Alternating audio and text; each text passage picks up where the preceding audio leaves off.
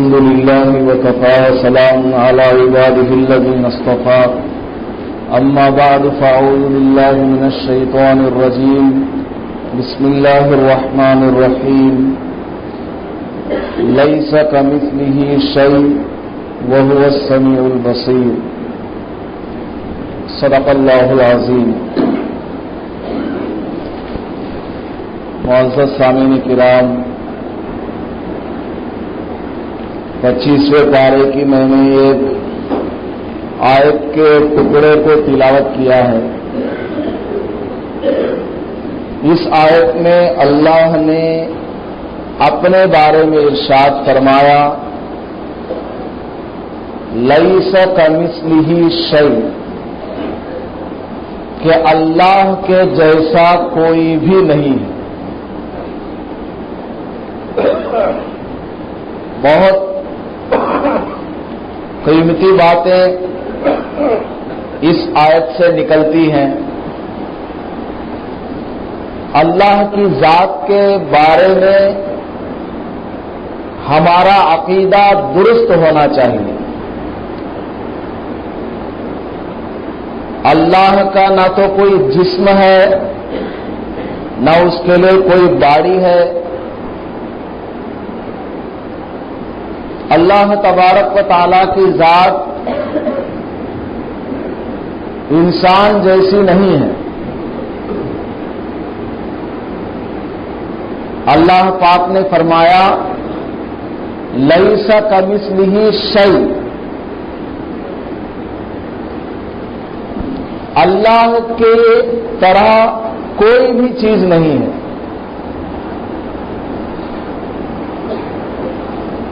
زمین و آسمان، چاند سورج، انسان، جنات، ساری کائنات، کوئی بھی چیز آپ لے لیں وہ اللہ کے مثل نہیں ہے، اللہ کے برابر نہیں ہے.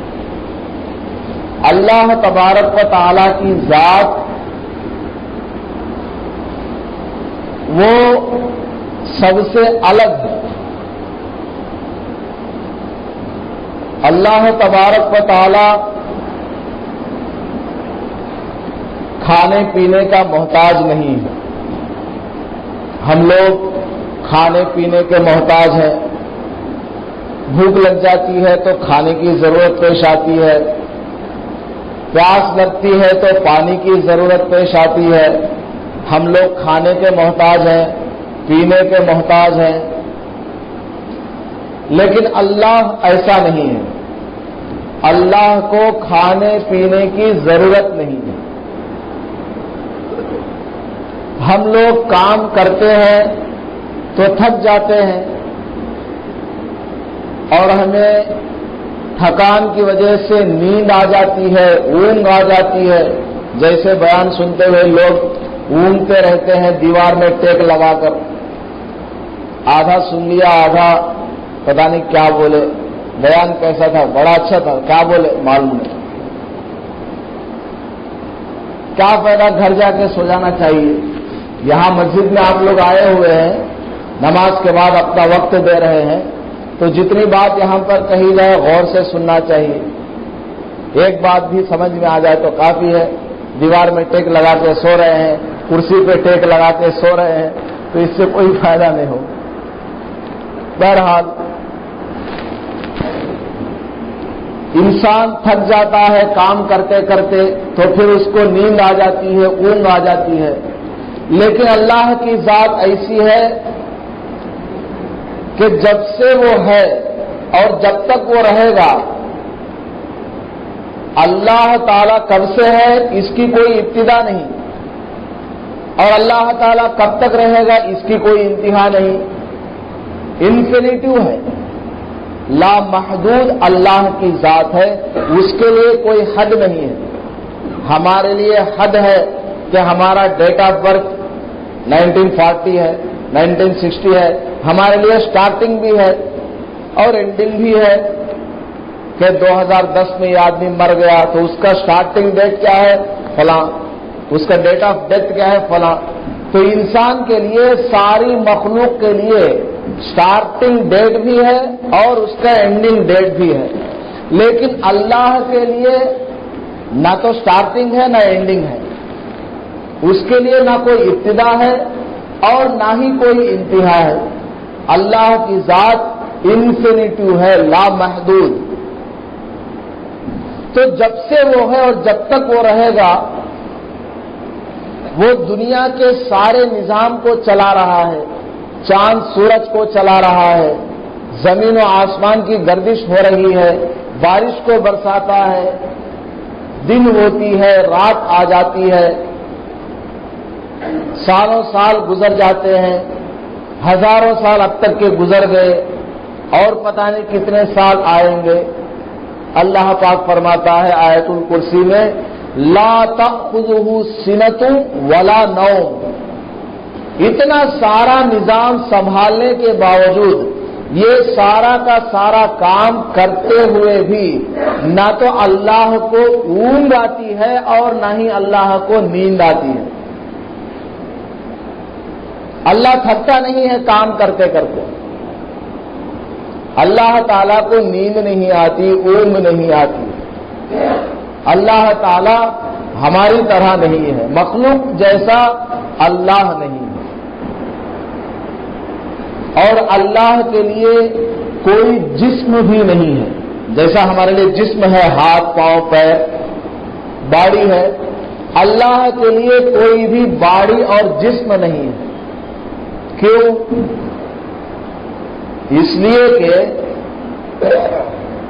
انسان کا جس طرح جسم ہے، باڈی ہے، یہ چند چیزوں سے مل کر بنا ہوا ہے، ہاتھ سے، پیر سے، سر سے، پیٹ سے، کمر سے، ان تمام چیزوں سے مل کر ایک مکمل انسان بنا ہے۔ اگر انسان کا سر نہ ہو، باقی پوری باڈی ہو، تو یہ پوری باڈی اب سر کی محتاج ہے کہ نہیں ہے؟ پوری باڈی سر کی محتاج ہے، سر کی اس کو ضرورت ہے جب پوری باڈی مکمل ہوگی۔ اگر انسان کا پورا بدن ہو، پورا جسم ہو، ہاتھ نہ ہو، تو یہ پوری باڈی اور انسان کا پورا جسم اس ایک ہاتھ کا محتاج ہے، اس ایک ہاتھ کی اس کو ضرورت ہے، جب جا کے یہ باڈی مکمل ہوگی۔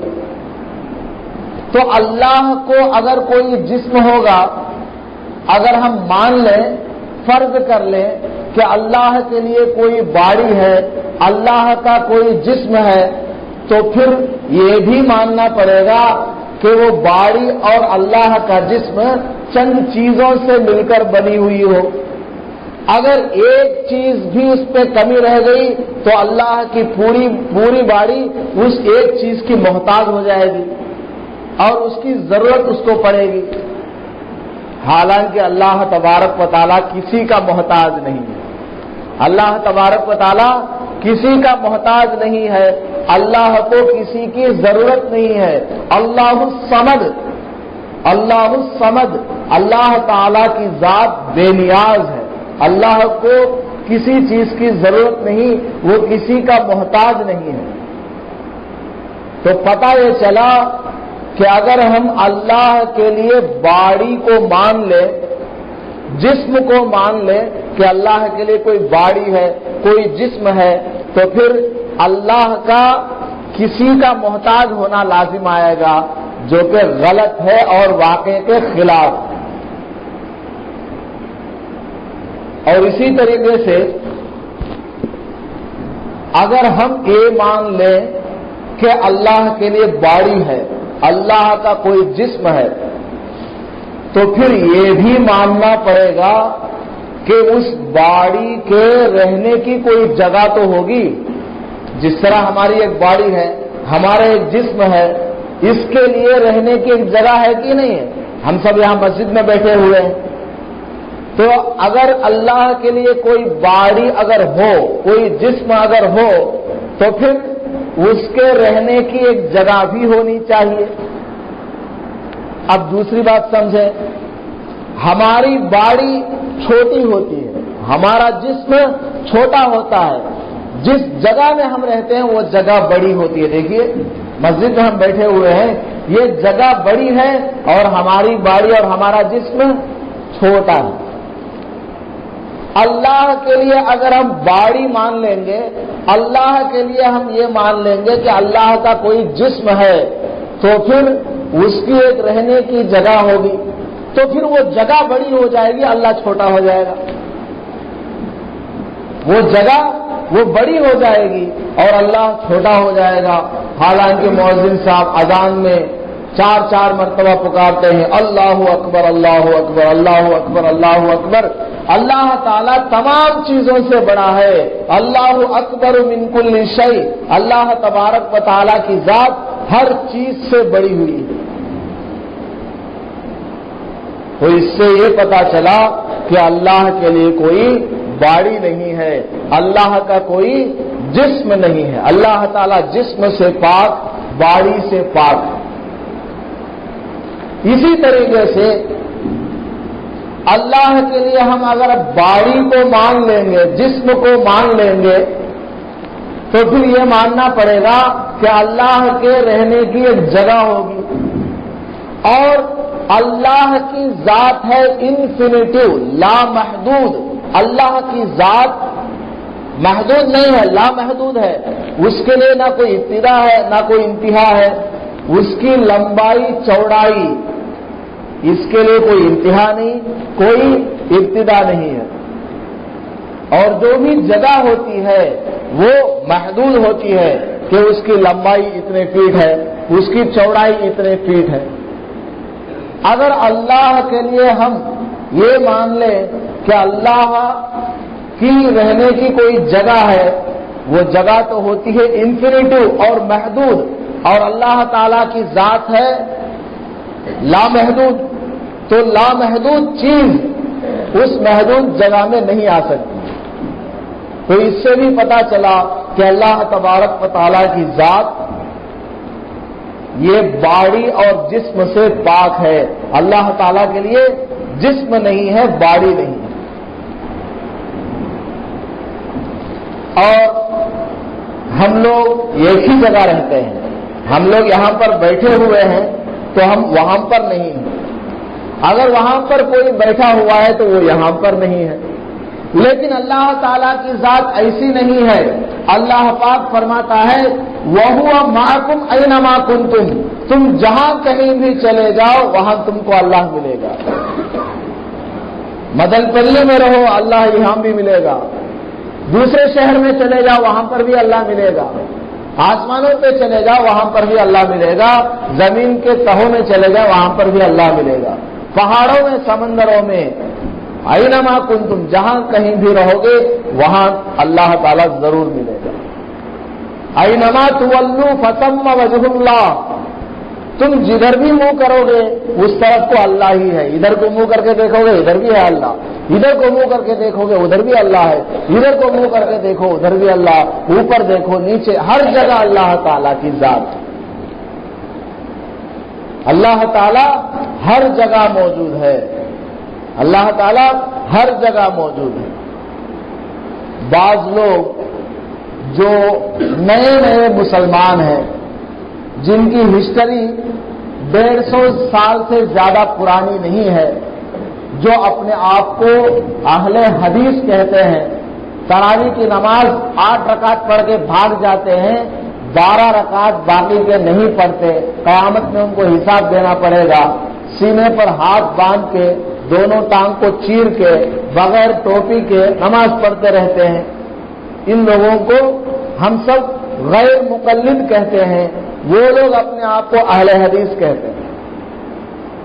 ان لوگوں کا عقیدہ یہ ہے کہ اللہ تعالیٰ ہر جگہ نہیں ہے۔ بتائیے، ان لوگوں کا عقیدہ اور خیال ہے کہ اللہ تعالیٰ ہر جگہ نہیں ہے۔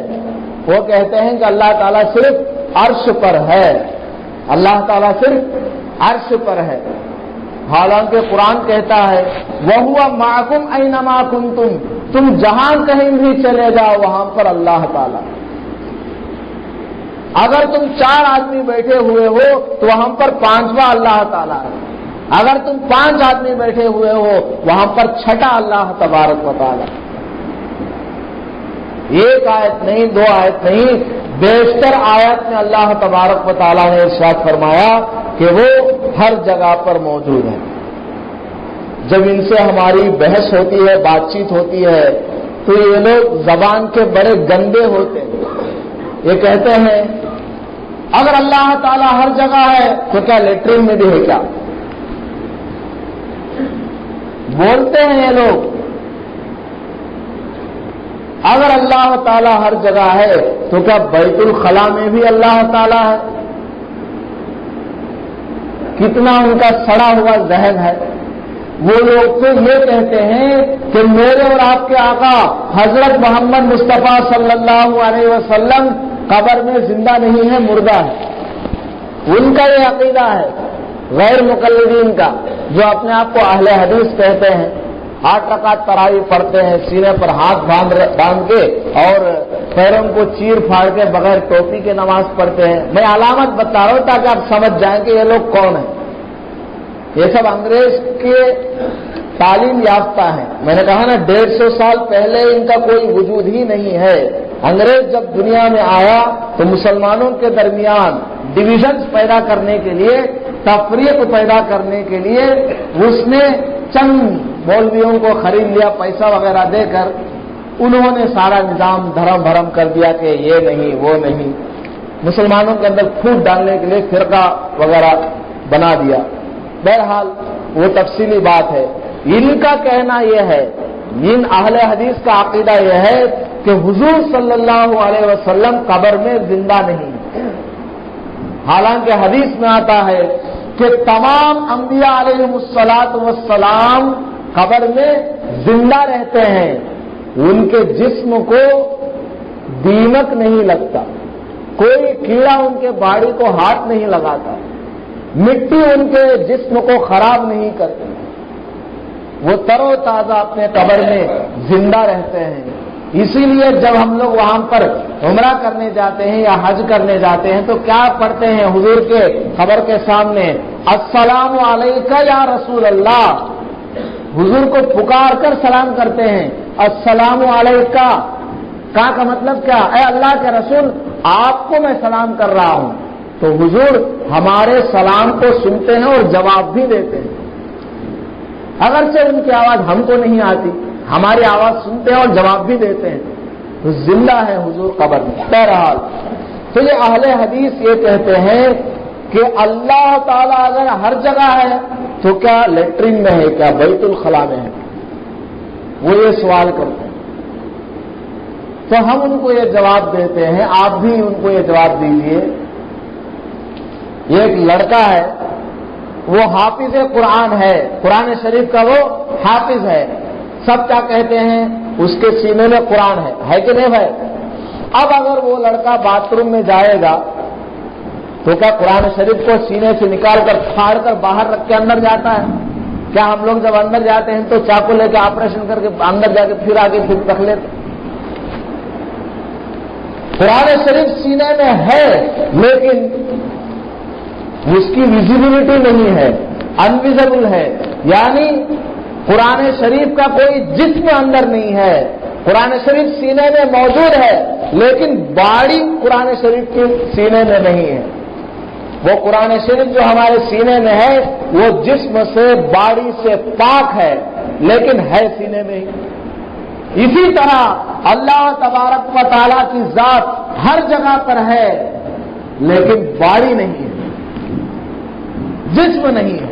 اسی طرح اللہ تعالیٰ کی ذات ہر جگہ پر، جہاں پر بھی تم کہو گے ہر جگہ اللہ تعالیٰ کی ذات ہے لیکن باڑی کے ساتھ نہیں ہے، جسم کے ساتھ نہیں۔ یہ لوگ کہتے ہیں کہ اللہ تعالیٰ صرف عرش پر ہے، اللہ تعالیٰ صرف عرش پر ہے اور کہیں نہیں ہے۔ تو آپ ان سے کہیے عرش پہلے ہے یا اللہ پہلے ہے؟ عرش پہلے ہے یا اللہ پہلے ہے؟ اللہ پہلے ہے، عرش بعد میں آیا، اللہ نے عرش کو پیدا کیا۔ تو تم لوگ یہ کہتے ہو کہ اللہ تعالیٰ عرش پر ہے، تو جب عرش نہیں تھا تو اللہ کہاں تھا؟ یہ بتاؤ۔ جب عرش نہیں تھا تو اللہ کہاں تھا؟ ان سے آپ یہ سوال کریں، بس خاموش ہو جائیں گے، چپ چاپ کچھ جواب ہی نہیں دے پائیں گے۔ جب عرش نہیں تھا تو اللہ تعالیٰ کہاں تھا؟ عرش کو تو اللہ نے پیدا کیا. تو اس لیے اللہ تعالیٰ کی ذات ہر جگہ پر ہے. قرآن شریف میں اللہ نے کہا الرحمن علی العرش استوى کہ اللہ تبارک و تعالیٰ عرش پر ہے. وہ کیوں کہا؟ ایک آدمی ہے، اس کے پاس سائیکل بھی ہے، اسپلینڈر بھی ہے، ماروتی کار بھی ہے. آپ ان سے سوال کریں بھائی تیرے پاس کون سی وہیکل ہے، تو وہ کیا کہے گا؟ میرے پاس کار ہے. تو کیا اس کا مطلب اس کے پاس اسکوٹر نہیں ہے، اس کے پاس سائیکل نہیں ہے؟ لیکن ان سب میں سب سے جو اچھی چیز ہے اس کو اس نے بیان کر دیا کہ میرے پاس کار ہے کہ نہیں؟ ایسے ہی اللہ تبارک و تعالیٰ کی ذات ہر جگہ پر ہے، لیکن اللہ نے فرمایا کہ میں عرش پر ہوں. کیا مطلب؟ جتنے بھی اللہ تعالیٰ کی رہنے کی جگہ ہے ان سب میں اچھی جگہ عرش ہے، سب سے بہتر جگہ ہے. اس لیے اللہ نے کہا کہ میں عرش پر ہوں. اس کا مطلب یہ تھوڑی ہے کہ اللہ تعالیٰ نے اگر یہ کہا کہ میں عرش پر ہوں تو اس کا مطلب یہ تھوڑی ہے کہ اللہ تعالیٰ زمین میں نہیں ہے، آسمان میں نہیں ہے. اللہ نے منع تو نہیں کیا نا، بلکہ اللہ نے تو ظاہر بھی کر دیا وَهُوَ مَعَكُمْ أَيْنَمَا كُنتُمْ. اللہ نے جہاں پر ایک طرف یہ کہا کہ وہ عرش پر ہے، دوسری طرف اللہ نے یہ بھی کہا وَهُوَ مَعَكُمْ أَيْنَمَا كُنتُمْ. تم جہاں کہیں بھی رہو اللہ تعالیٰ وہاں پر ہے، ساری دنیا میں اللہ تعالیٰ ہے. تو ہمارا عقیدہ درست ہونا چاہیے. میں نے جو آیت کریمہ 25 پارے کی تلاوت کی ہے اس میں اللہ نے فرمایا لَيْسَ كَمِثْلِهِ شَيْءٌ. اللہ تعالیٰ کی ذات وہ ہم جیسی نہیں ہے، نہ ہم اس جیسے ہیں. اللہ تعالیٰ کی ذات وہ ایک الگ چیز ہے. اس کو سمجھنے کے لیے بہت وقت درکار ہے. اللہ تبارک و تعالیٰ کے بارے میں عقیدہ ہمارا درست ہونا چاہیے. تو آج میں نے صرف آپ کو اتنا بتایا ہے کہ اللہ تعالیٰ کے لیے جسم اور باڈی نہیں ہے. کیوں نہیں ہے وہ بھی میں نے آپ کو بتایا. دوسری بات میں نے یہ بتائی کہ اللہ تبارک و تعالیٰ ہر جگہ پر موجود ہے، ہر جگہ پر اللہ تعالیٰ موجود ہے. اور تیسری بات یہ ہے کہ اللہ تبارک و تعالیٰ کسی بھی چیز کا محتاج نہیں ہے. اللہ تعالیٰ کی ذات کسی بھی چیز کی محتاج نہیں ہے. اللہ نے سورہ اخلاص میں فرمایا لم یلد. اللہ نے کسی کو جنم نہیں دیا، اللہ نے کسی کو جنم نہیں دیا. یہ عیسائی کہتے ہیں لقد کفر الذین قالوا ان اللہ هو عیسی ابن مریم. اور آگے انہوں نے کہا کہ حضرت عیسیٰ علیہ السلام اللہ کے بیٹے ہیں. عیسائی لوگ کہتے ہیں کہ حضرت عیسیٰ علیہ السلام اللہ کے بیٹے ہیں. قرآن کہتا ہے لم یلد. اللہ نے کسی کو جنم نہیں دیا. جس طرح عورت بچے کو جنم دیتی ہے اللہ نے کسی کو جنم نہیں دیا. تو عیسائیوں کا عقیدہ کیا ہے؟ غلط ہے. ہمارا عقیدہ یہ ہے اللہ نے کسی کو جنم نہیں دیا، پیدا کیا ہے، جنم نہیں دیا. ولم یولد. اللہ کو کسی نے جنم نہیں دیا. نہ تو اللہ نے کسی کو جنم دیا ہے نہ اللہ کو کسی نے جنم دیا ہے. یعنی اللہ کا کوئی ماں باپ نہیں ہے، اللہ کا کوئی ماں باپ نہیں ہے، ورنہ اللہ تعالیٰ ماں باپ کا محتاج ہو جائے گا. جیسے ہم لوگ اپنے ماں باپ کے محتاج ہیں، وہ نہ ہوتے تو ہم دنیا میں نہ آتے. تو اللہ تعالیٰ کو اگر ہم یہ مان لیں کہ اللہ تعالیٰ کسی کا پیدا کیا ہوا ہے تو اللہ تعالیٰ کیا ہو جائے گا؟ ان ماں باپ کا محتاج ہو جائے گا. اللہ تعالیٰ نے تو شروع میں ہی فرما دیا قل هو اللہ احد. کہہ دو کہ اللہ ایک ہے. اللہ الصمد. اللہ تعالیٰ بے نیاز ہے، کسی کا محتاج نہیں، کسی کی اس کو ضرورت نہیں ہے. تو لم یلد. اللہ نے کسی کو جنم نہیں دیا. اللہ کا کوئی بیٹا نہیں، کوئی بیٹی نہیں، سب اللہ کی مخلوق ہے. ولم یولد. اللہ کو کسی نے پیدا نہیں کیا، یعنی اللہ کا کوئی ماں باپ نہیں ہے. ولم یکن لہ کفوا احد. اور نہ ہی اللہ کے برابر کوئی ایک ہے. کوئی بھی اللہ کے برابر نہیں، اس کی قدرت میں، اس کی طاقت و قوت میں، اس کے پہلے سے موجود ہونے میں اور ہمیشہ باقی رہنے میں اللہ جیسا کوئی بھی نہیں. تو یہ چند عقائد ہیں اہم. یہ ہمارا عقیدہ صحیح ہونا چاہیے اللہ کے بارے میں، جب ہی ہمارا ایمان مکمل ہو سکتا ہے. یہ باتیں ذرا علمی ہوتی ہیں، اس کو سمجھنے میں تھوڑا دماغ لگانا پڑتا ہے. اگر آپ کو یہ بات سمجھ میں آ گئی تو بہت اچھی بات ہے، نہیں سمجھ میں آ گئی ہے تو اور زیادہ اچھی بات ہے. آپ کو اتنی بات تو معلوم ہو جائے گی کہ چند باتیں ایسی ہیں جو مولوی لوگ جانتے ہیں اور ہم نہیں جانتے. اتنا تو آپ کے دماغ میں آ جائے گا کہ چند باتیں ایسی ہیں جو مولوی لوگ سمجھ پاتے ہیں اور ہمارے سمجھ میں نہیں آئے گا. تو اس لیے علماء جو بتلائیں اس کو مان لے.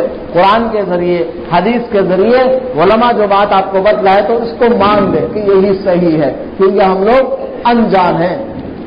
بہرحال دوسری بات مجھے یہ عرض کرنی ہے کہ رمضان کا پہلا عشرہ بھی ختم ہو گیا رحمتوں والا، دوسرا عشرہ مغفرت والا ختم ہو گیا. آج 20واں روزہ ہے.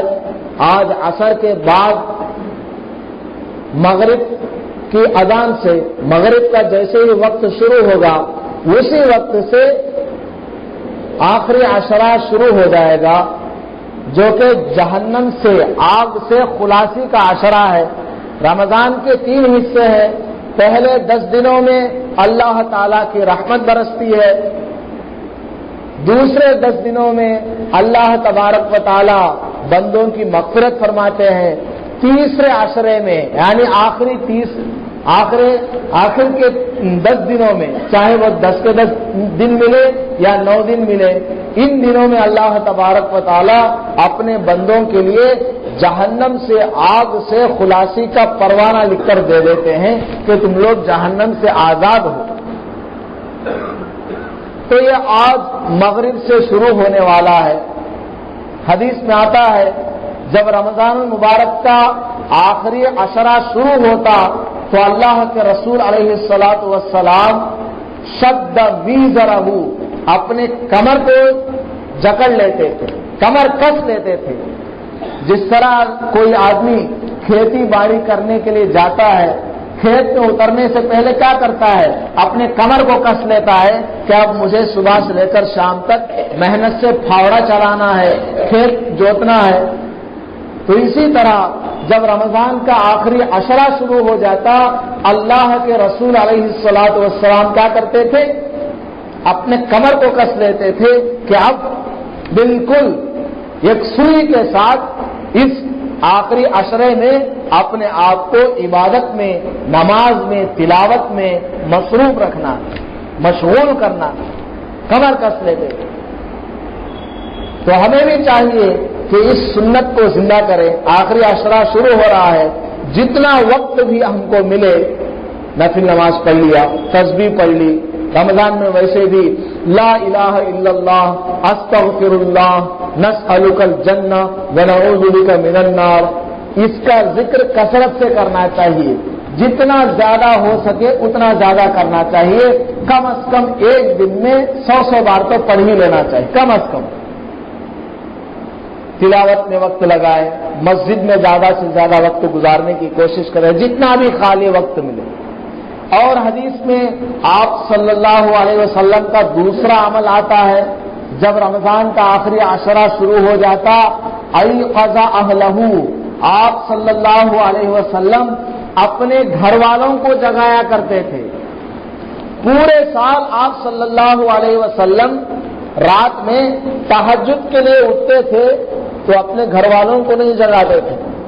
تہجد کی نماز پڑھنا کیا ہے؟ نفل ہے، فرض تو نہیں، واجب تو نہیں.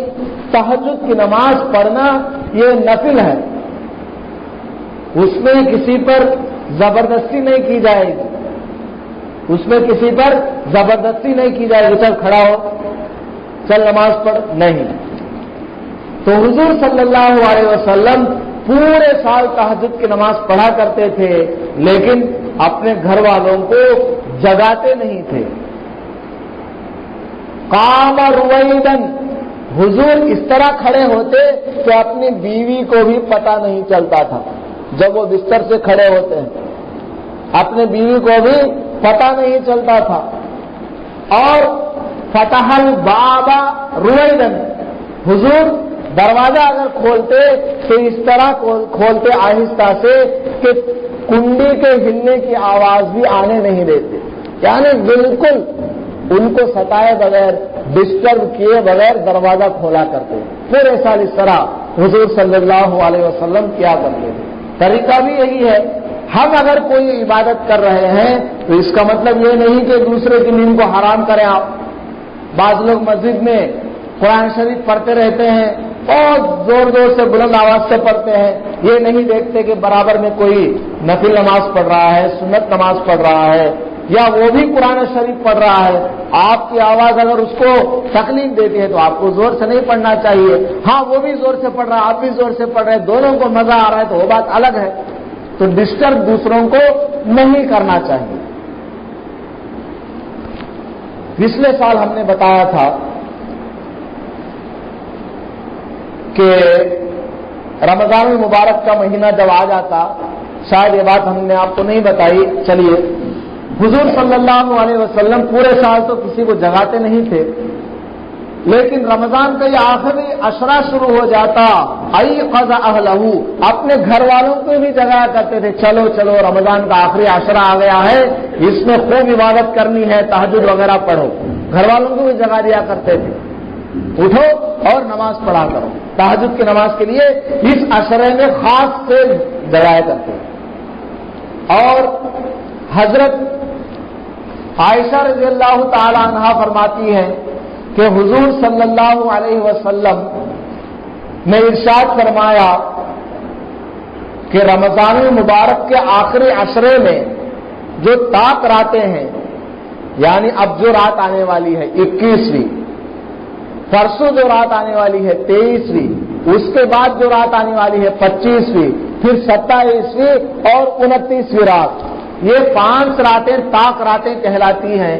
ان طاق راتوں میں ایک رات شب قدر ہوتی ہے، اور وہ ایک رات ایسی ہے خیر من الف شہر، جو 1000 مہینوں سے بڑھ کر ہے.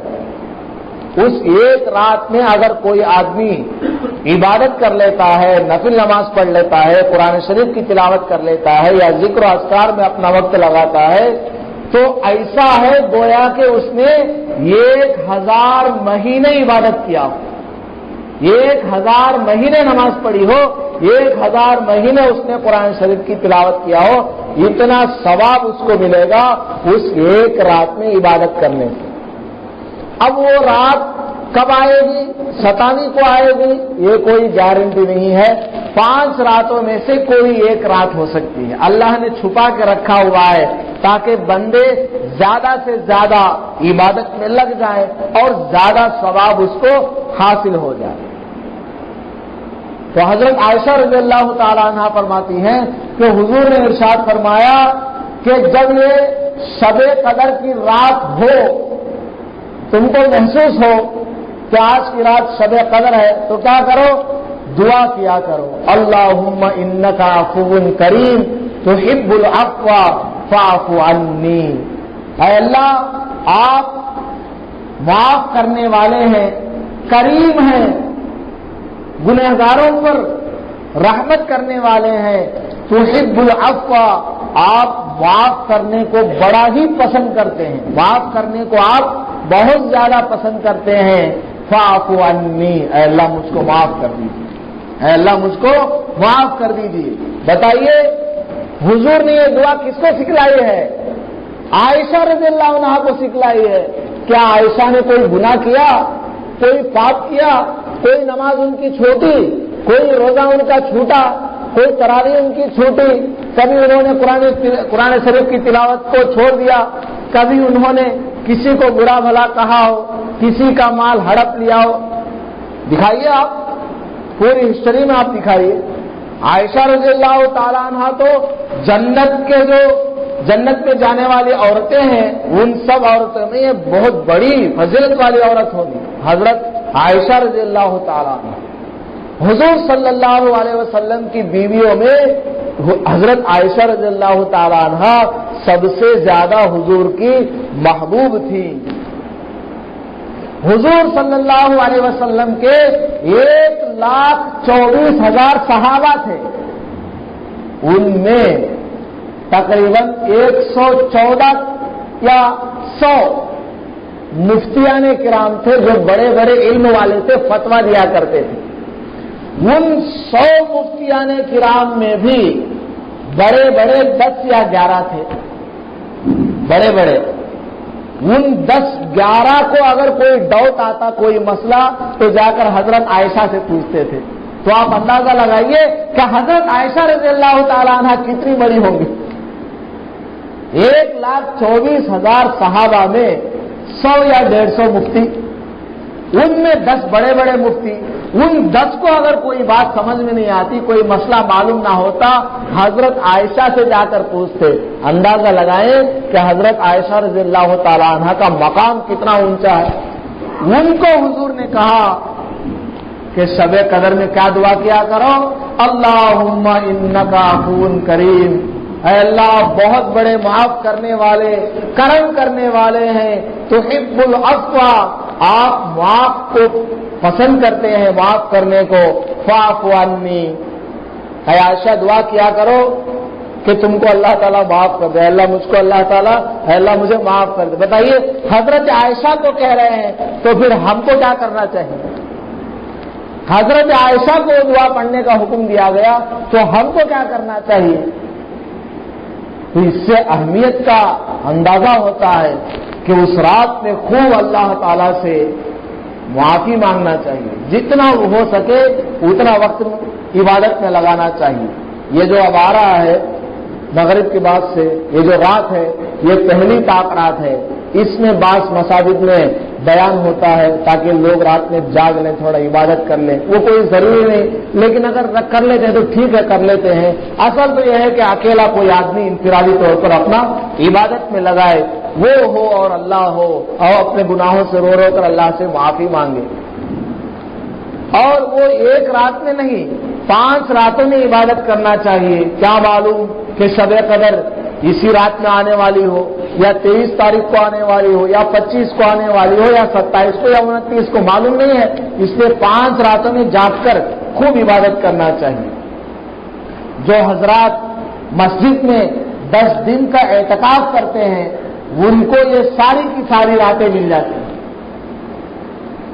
بغیر کیے ہوئے بھی ان کے نام اعمال میں ثواب لکھا جاتا رہتا ہے۔ کیوں؟ وہ مسجد میں ہے۔ مسجد فرشتوں کا ماحول ہے، مسجد رحمتوں کے نزول ہونے کا ماحول ہے، نیک جگہ، پاک صاف جگہ وہ لوگ رہتے ہیں، کوئی گندا خیال دل میں نہیں آتا۔ مسجد میں ہے، پاک جگہ پر ہے، اللہ کے مہمان ہیں، تو وہ لوگ اس فضیلت کو بڑی آسانی کے ساتھ حاصل کر لیتے ہیں، پوری نماز جماعت کے ساتھ ان کو مل جاتی ہے۔ اس لیے اعتکاف کرنے سے بہت بڑا فائدہ حاصل ہوتا ہے۔ حدیث میں آتا ہے اعتکاف کرنے والے کو بغیر کیے ہوئے بھی بہت ثواب ملتا ہے۔ اگر اعتکاف کرنے والا تھک کر مسجد میں سو بھی گیا تو اس کا سونا بھی کیا ہے؟ عبادت میں لکھا جائے گا کہ میرا بندہ محنت کیا، مزدوری کیا، نماز پڑھا، ابھی تک تسبیح پڑھتا رہا، اب بیچارہ تھک گیا، سویا ہوا ہے، لیکن اس کے سونے کی حالت میں بھی ثواب لکھا جائے گا۔ اعتکاف کرنے سے بندہ جہنم سے اتنا دور ہو جاتا ہے جتنا دور زمین اور آسمان کے درمیان فاصلہ ہے۔ اس سے بھی اور زیادہ اللہ تعالیٰ اس اعتکاف کرنے والے اور جہنم کے درمیان فاصلہ کر دیتے ہیں۔ حضور صلی اللہ علیہ وسلم نے بھی رمضان کے آخری 10 دنوں کا اعتکاف فرمایا ہے، اور جس سال آپ صلی اللہ علیہ وسلم کی وفات ہوئی اس سال حضور صلی اللہ علیہ وسلم نے 20 دن کا اعتکاف فرمایا۔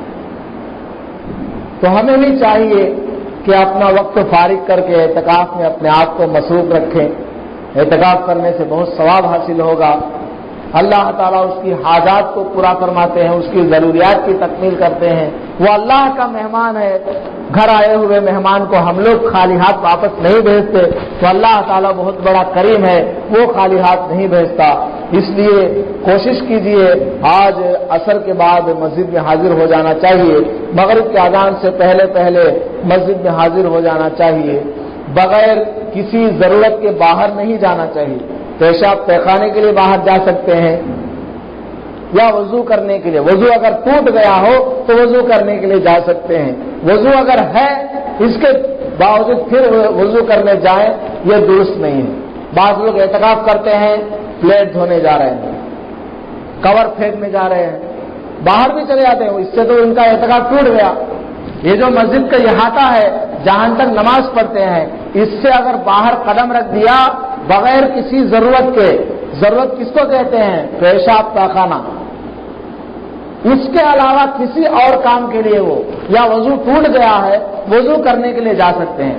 ان دو کاموں کے علاوہ اگر کوئی آدمی مسجد سے باہر قدم رکھے گا، چاہے 1 سیکنڈ کے لیے ہو، باہر قدم رکھ دیا چلا گیا، باہر کور پھینکنے کے لیے چلا گیا، مکھی مل گئی پھینکنے کے لیے چلا گیا، کاغذ مل گیا، بھائی تم اعتکاف کرنے کے لیے آئے ہو، صفائی کرنے کے لیے آیا ہو؟ بعض لوگ باقاعدہ ہاؤس کے پاس بیٹھ کر پلیٹ دھوتے رہتے ہیں، جس سے تو ان کا اعتکاف ٹوٹ جائے۔ یہ کام نہیں کرنا چاہیے۔ آپ کو اپنا کھانا وانا کھانا ہے، پلیٹ رکھ کے دے دینا ہے، جو آئے گا وہ لے کے جائے گا۔ بہرحال یہ سب مسائل ہیں، معلوم کرتے رہیں۔ اللہ تعالیٰ ہم سب کو عمل کرنے کی توفیق نصیب فرمائے۔